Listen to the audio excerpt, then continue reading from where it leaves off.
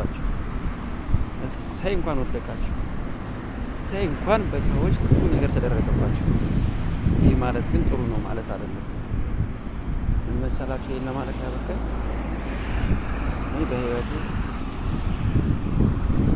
በትንሽነት እድሜ ያላየሁት ነገር እና በሰዎች መገፋት ማለት በጊዜው በጣም ያስመርራል፣ በጣም ያናድዳል እና ሀሳባችሁን፣ ስራችሁን፣ ሰው መሆናችሁን ሁሉ የሚንቅ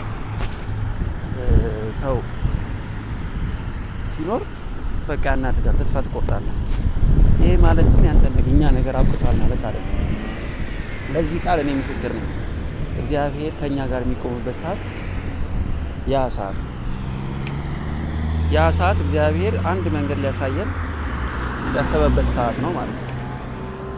ያ ሰዓት እግዚአብሔር ቀጣዩ መንገዳችንን እያሳየን መሆኑን ማሳያ መንገድ ነው ማለት ነው እና ያ ነገር ሲፈጠር በጣም ወደ እግዚአብሔር እየቀረባችሁ ውስጣችሁ ንጹህ እየሆነ እና እግዚአብሔር እንድትለወጡ የሚፈልግበት ጊዜ ነው ማለት ነው እና በዚህ መሀል ግን ተስፋ ሊያስቆርጧችሁ ያሰቡትን ሰዎች መንገድ አትስጧቸው፣ ቦታ አትስጧቸው።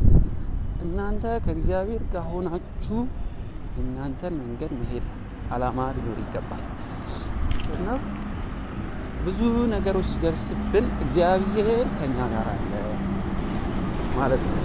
ይሄ መልእክት በዚህ ፈተና ውስጥ ላላችሁ በቤተሰብ፣ በጓደኛ፣ በስራ ቦታ፣ በሁሉ ነገር እየተገፋችሁ ላላችሁ ሰዎች ነው እና ለዚህ ነገር ምስክሩ ደግሞ ትልቁ ነገር እግዚአብሔርን መያዝ ነው።